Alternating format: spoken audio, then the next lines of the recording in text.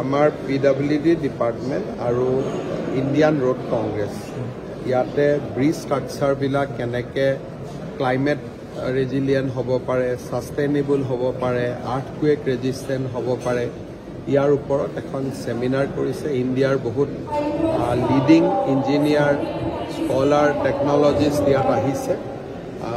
তেওঁলোকে অহাকালিও কথা পাতিব আৰু ইয়াৰ পৰা আমি বহুত নতুন নলেজ পাবলৈ সক্ষম। আপুনি এটা সামাজিক মাধ্যমযোগে এটা পোষ্ট দিছে, উল্লেখ কৰিছে যে ৰাষ্ট্ৰবিৰোধী মন্তব্য কৰা বহুসকলক যোনে পাকিস্তানক ছাপোৰ্ট কৰিব তাকেই আমি এৰেষ্ট কৰিম। একেবাৰে ক্লিয়াৰ, সি যোনেই নহওক কিয়। এতিয়ালৈকে কেইবাগৰাকীৰ বিৰুদ্ধে এতিয়ালৈকে 6-7 গৰাকী এৰেষ্ট হৈছে, কেইবাগৰাকীও বিচাৰি আছো।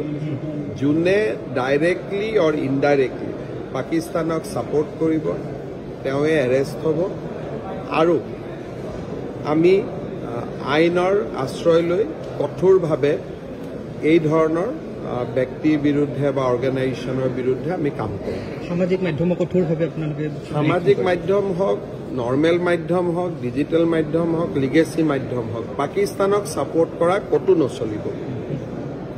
এআইইউডিএফ দলে আজি সংবাদমেলযোগে আমিনুল ইছলামৰ সমৰ্থনত তেওঁলোকে সংবাদমেল দিছে। যোনে সমৰ্থন কৰিব তেওঁলোককো এৰেষ্ট কৰিব লাগিব। গতিকে মই দেখা নাই, দেখা পালে মই তেওঁলোককো ভৰাই দিব লাগিব। আৰু যিহেতু পঞ্চায়ত নিৰ্বাচন সমাগত ইতিমধ্যে তৎপৰ হৈছে, কেনেকুৱা ধৰণৰ ভাল কৰি চলি আছে ইলেকশ্যন কেম্পেইন। চব চাৰিওফালে বিজেপিৰ সকলোৱে কষ্ট বিভিন্ন স্থানত ইতিমধ্যে আপোনালোক বিনা প্ৰতিদ্বন্দ্বিতাৰে গৈছে আৰু ভাল হ'ব ইলেকশ্যন।